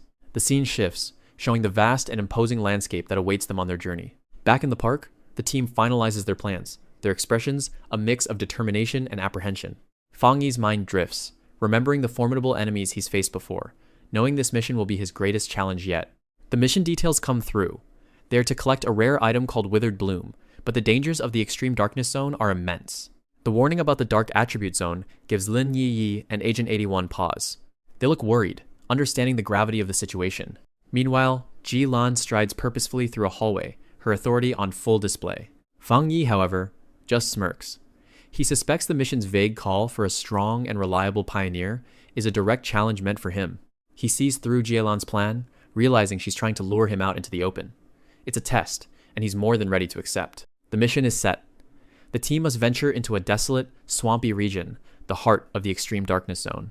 Agent 81, now calling herself Feng Heiju, messages Ji Lan, confirming their 3-person team is ready for the S-rank high death rate mission. The focus shifts back to Ji Lan as she makes her way through a hospital hallway, carrying a bouquet of withered blooms. Her subordinate looks on with concern. Jaelan's expression is a mask of cold determination, but her eyes betray the immense personal stakes of this mission. With a determined look, Jaelan walks toward the hospital room, holding the withered flowers. She hands the bouquet to her subordinate, her face a mask of cold professionalism, though her eyes betray a deep sorrow. This mission is deeply personal. The withered bloom they seek is a rare flower that blooms only in the aftermath of death and destruction. Meanwhile, Fang Yi's team travels by train. A child points out his long blade, but his mother dismisses it as a simple cosplay prop, unaware of the deadly journey they're on. Back in the hospital, Ji Lan and her aides stand before a single patient kept alive only by machines. She gently takes his hand. This is her teacher, the only diamond-level master in the country, and his life hangs in the balance. His body is ravaged by a strange affliction, red veins covering his skin, a sign of the dark energy consuming him. A sudden memory flashes through Jaelan's mind, a painful echo from her past. Her subordinate is shocked to see a flicker of emotion as Jie-lan warns her to never let her guard down. But the memory overwhelms her composure breaking as she recalls the disastrous mission that cost her everything. She trembles, the guilt and sorrow from that day still haunting her. Overwhelmed, she sinks to the floor, her aides rushing to her side. The flashback continues. She remembers her old squad, a happy and boisterous team, now all gone. She sees her fallen teammate, who used his last breath to entrust the Withered Flower mission to her. She had tried to save him, but his life slipped away, leaving her alone in the desolate wasteland. Back in the present, she regains her composure, the memory solidifying her resolve. She will not fail again. Team Fang Yi finally arrives at the border of the Extreme Darkness Zone, a barren and lifeless wasteland. Agent 81 warns Lin Yi that the air itself is thick with dark attribute energy, a constant drain on their spiritual power. Before them stands the entrance, a massive, heavily fortified gatehouse, pulsing with a faint blue light. Fang Yi's eyes narrow. He can sense the immense power sealed behind the gate. The oppressive atmosphere makes Lin Yi and Agent 81 shiver, a stark contrast to Fang Yi's calm demeanor. They are not the only ones here. Several other teams of seasoned pioneers have gathered, all waiting for the mission to begin. This place is infamous for the horrifying creatures that lurk within, powerful dark attribute monsters. Fang Yi and Lin Yi survey the scene, taking in the grim faces of the other, more experienced pioneers who have gathered at the gate.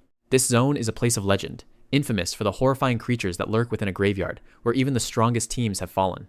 But Fang Yi is unfazed, his gaze steady and his resolve hardened by the challenges he's already overcome. He knows that true battles are not won by experience alone, but by overwhelming power. His team stands behind him, their expressions mirroring his own quiet confidence. From a nearby platform, a familiar face watches the gathering pioneers.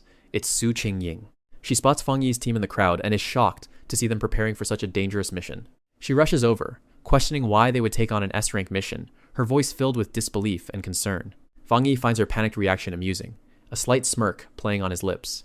Agent 81 steps in, trying to explain their presence, but Su Qingying is too flustered to listen. She insists they leave, unable to believe that Fang Yi, the man she thought needed protection, would be here. Fang Yi simply smiles, placing a hand on her shoulder and calmly telling her not to worry. His confidence only confuses her more. Their conversation is interrupted by a group of heavily armored pioneers who look down on Fang Yi's team with disdain. Their leader, a large man in red armor, scoffs at the sight of the brats playing hero. Agent 81 bristles at the insult, ready to fight, but Lin Yi holds her back, knowing it's not worth the trouble. The arrogant leader continues to mock them, telling Agent 81 that a pretty face won't save her in a real battle. Just as the tension is about to boil over, an official vehicle pulls up, its lights flashing. The doors swing open, and a figure steps out, silencing the entire crowd with her commanding presence. It's Ji-lan, the mission commander. Her cold, authoritative gaze sweeps over the assembled pioneers. She strides forward, her every step radiating power, leaving no doubt as to who is in charge. She glances at Fang Yi's team, her expression unreadable, before turning her attention to the massive gate. A powerful energy crackles around her as she prepares to open the way into the Forbidden Zone. A swirling vortex of blue energy forms between the gate towers, the entrance to the Extreme Darkness Zone. She holds up a small, glowing crystal, the key required to stabilize the portal. With a surge of power, the gate fully opens, revealing a terrifying abyss of swirling darkness and jagged energy. Announcing that everyone has arrived, Jie-lan wastes no time, stepping confidently into the portal, leading the charge into the unknown. A woman stands before a swirling vortex of dark energy. She raises a hand, opening the gate to the dreaded Dark Zone. Inside the corrosive atmosphere of the Dark Zone, Fang Yi remains perfectly calm, his eyes closed in concentration.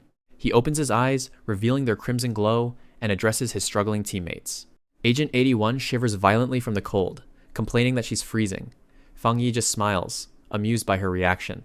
He places a hand on her shoulder, and a gentle warmth begins to spread through her body. The freezing cold is instantly replaced by a pleasant heat, leaving Agent 81 and the others in disbelief. The entire team is now enveloped in Fang Yi's warm aura, feeling completely refreshed and safe from the Dark Zone's corrosive energy. His teammates can only stare in wonder, amazed by the comforting power he just displayed. But the moment of peace is short-lived. Su Qingying suddenly leaps into action, unleashing an attack. A massive shadow beast materializes out of the fog, lunging straight for the unsuspecting Agent 81. Su Qingying fires a blast of concentrated energy from her palm. Her attack pierces through the shadow beast, but it hardly slows the creature down. In the next moment, they are completely surrounded. A massive tide of shadow monsters closes in on them from all sides. As the horde charges, Fang Yi steps forward, calmly drawing his blade to face them alone. His eyes burn with a brilliant, fiery light. With a single swing, he unleashes a devastating wave of heavenly fire. The flames instantly incinerate the entire swarm of shadow beasts, leaving nothing but scorched earth. Fang Yi gives a confident smirk, his sword still glowing with immense power. Su Qingying stares at him, her mind unable to process the sheer scale of the power she just witnessed. From a distance, another powerful entity observes the aftermath, summoning a mysterious purple flame. The observer, a woman in a mask, watches Fang Yi with sharp, analytical eyes, intrigued by his abilities. After the battle, the team regroups.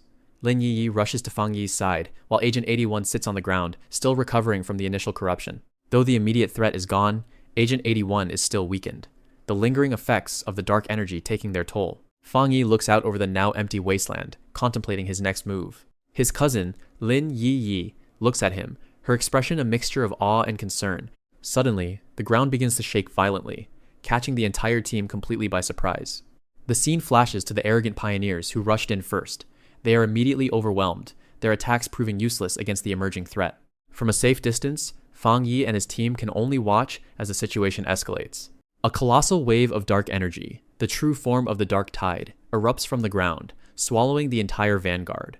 The pioneers are pulled into the horrifying vortex, their bodies tossed around like ragdolls. The group's leader, an arrogant veteran named Old Deng, desperately erects a barrier, boasting that he's in the spirit creation realm. But his power is like a flickering candle against a hurricane, completely insignificant before the might of the dark tide. In an instant, his confidence shatters into pure terror as the darkness consumes him completely. The rest of his team follows suit, dragged screaming into the abyss. Fang Yi and his teammates look on in horror as the S-rank disaster unfolds, the bodies of the fallen floating within the massive wave. Su Qingying turns to Fang Yi, her face pale with fear, while he sweats, feeling the immense pressure of the tide. As Lin Yi watches with worried eyes, Fang Yi begins to gather his own energy, preparing to act. He unleashes a massive golden barrier, infused with crackling lightning, shielding his entire team from the corrupting influence of the tide. Su Qingying is left utterly speechless, stunned that he possesses such a rare and powerful yang attribute. With his team safe, Fang Yi prepares for battle, wielding lightning in one hand and his flaming sword in the other. He fires a warning shot, a powerful beam of light that cuts through the darkness. Then, without a moment's hesitation, he leaps directly into the heart of the monstrous vortex. Inside, he's surrounded by an endless horde of grotesque anomalies, all formed from the dark energy. But Fang Yi remains unfazed, his gaze cold and resolute as he faces the legion of monsters. He attempts to extract the strange dark attribute from a monster, but the system notifies him that he is unable to. His attack is blocked by a larger, more powerful anomaly that suddenly appears. As he dodges, another creature lunges at him from behind. He effortlessly dispatches it with a fiery kick, continuing his assault. He then notices something horrifying. The monsters are not just simple anomalies, they are the corrupted forms of the pioneers who were devoured. He sees the faces of the devoured pioneers twisted in agony, their bodies corrupted and fused into monstrous shapes. Realizing they can't be saved, Fang Yi makes a grim decision. He summons Divine Thunder, preparing to seal the entire dark tide at once. He unleashes a torrent of divine lightning, striking down into the heart of the dark horde. Old Deng, the arrogant pioneer from before, is struck down, his body covered in dark, corrosive energy. Fang Yi stands over the fallen pioneer, his flaming sword ready as he prepares for the next phase of his plan. He faces the colossal entity of the dark tide, unleashing a massive golden aura of his own spirit power. The tide feels the immense pressure of his spirit power and begins to surge towards him. Focusing his power, Fang Yi begins to draw all the chaotic energy, both light and dark, into his hand. He floats calmly in the eye of the storm, surrounded by the grotesque monsters he is about to seal away. With a burst of light, he pushes back the darkness, creating the space he needs to perform the sealing. From within their protective sphere, his teammates watch, safe but surrounded by the carnage. The barrier holds firm, a single beacon of gold against an endless ocean of red and black corruption. Inside, the tension is unbearable. Su Qingying and Lin Yi can only watch, completely powerless. Su Qingying comforts Lin Yi, assuring her that everything will be alright, despite the terrifying sight before them. She explains that Fang Yi has created a yang attribute barrier, a power so rare it was thought to be a myth. Her explanation calms Lin Yi, and the two share a moment of relief, putting their faith in Fang Yi. Their faith is rewarded as they witness the beginning of a legendary technique, the Nine Dragons' Heavenly Fire Seal. Fang Yi becomes the center of a celestial inferno, channeling an incredible amount of power. His team looks on, their fear replaced with pure astonishment. Agent 81 cheers him on, calling him a god. 9 massive dragons, made of pure fire, erupt from the ground, weaving together to trap the dark tide. Watching from a distance, the mysterious woman in the white coat is completely shaken by this display of divine power. She watches as the dragons compress the entire S-rank disaster into a tiny, manageable sphere of fire. The swirling vortex of fire and lightning condenses around Fang Yi, now fully under his control. With a final roar, he completes the seal, containing the cataclysmic power into a single point. As the technique subsides, Fang Yi lands gracefully, having single-handedly neutralized an S-rank disaster that could have wiped out an entire army. Fang Yi stands silently as his teammate questions their next move. He's already made up his mind. He tells the others to go on ahead, deciding to stay behind and cover their escape. Alone in the desolate landscape, Fang Yi stands over the remains of a powerful beast he just defeated. But he wasn't just fighting it. He was absorbing its dark energy, preparing to make its power his own. The system activates, granting him a new technique, Boundless Dark Domain, an ability that creates a space of black mist, corroding all spirit power within it. He focuses the immense dark power into a single point, taking full control of the surrounding energy. The domain expands, tendrils of darkness lashing out and consuming everything in the area. Fang Yi floats at the center of his new power, the dark energy completely under his command. His teammate can only watch in shock, unable to comprehend the sheer scale of his ability. Meanwhile, in another location, scientists are overwhelmed as the same dark energy erupts from a containment unit. A team of cultivators is sent in to handle the breach, but they are quickly swallowed by the darkness. The energy rips through the facility, causing chaos as the staff scrambles to survive. Back in the wasteland, Fang Yi calmly dismisses the remaining dark aura. The threat is over. Suddenly, a mysterious woman appears, her expression unreadable. She quickly moves toward Fang Yi, seemingly appearing out of nowhere. Without a word, she presses a gun to his side. But he remains unfazed, staring her down as she aims the weapon at him. The rest of the team is stunned by the sudden confrontation, unsure of what's happening. Just as she's about to pull the trigger on him, she changes her target, aiming at his teammate instead. Fang Yi instantly moves to protect her, pushing her behind him and out of the line of fire. The woman with the gun holds her ground, her gaze locked on her target, with cold determination. She smirks, revealing that this was all a test. She introduces herself as an officer from the Star God Warzone, the country's elite combat force. The team is shocked to learn her true identity and purpose for being with them. While the others are stunned, Fang Yi's expression doesn't change. He had already figured out she wasn't who she seemed. Jilan announces that her mission was to test him, and she now extends an official offer to join the elite Star God Warzone. The weight of her words hangs in the air. The revelation splits the team. While the officer remains unshaken, her teammate is visibly distressed. A wave of power washes over them. The officer is flexing her strength, but it's too much for the others to handle. She announces that she's taking them all with her, whether they like it or not. Fang Yi's expression doesn't change. He's completely unimpressed by her show of force. The officer refuses to take no for an answer, stating that his power is too great to be left unchecked. His teammate whispers to him, worried about what the military will do, but Fang Yi's silence tells her he has it under control. After a tense standoff, the officer turns and walks away alone, heading deeper into the blighted woods. The rest of the team watches her leave, confused by her sudden departure. As she walks, the dark energy of the zone begins to cling to her, affecting her mind. Her composure breaks as she's assaulted by visions from her past. The scene flashes back, showing the team's initial entry into the Mass Grave Ridge, the most dangerous part of the Dark Zone. Led by the officer, the team ventured into this desolate land, unaware of the trauma it held for her. The area is infested with anomalies, like the skeletal monster that rises from the ground. They finally spot their objective in the distance, a single, glowing flower on a distant peak. This is the Withered Grace Flower, the only thing that can cure a legendary national expert. As they get closer, the officer seems agitated and decides to proceed alone, leaving Fang Yi behind. But as she approaches the flower, the ground erupts with shadowy creatures, drawn to its energy. She freezes, not from the monsters, but from a memory they trigger, reaching out to an unseen figure. Fang Yi senses the shift in her energy instantly. He knows she's in trouble. He summons a precise flame, not to attack her, but to snap her out of the illusion. He launches the fireball directly at the source of her trauma. The officer's eyes widen as the flame hurtles past her, breaking the spell. The flame impacts and dissipates the phantom she was seeing. The phantoms of her fallen comrades appear before her, manifestations of her trauma in this dark place. They try to pull her in, whispering that she should stay with them, a fate she feels she deserves.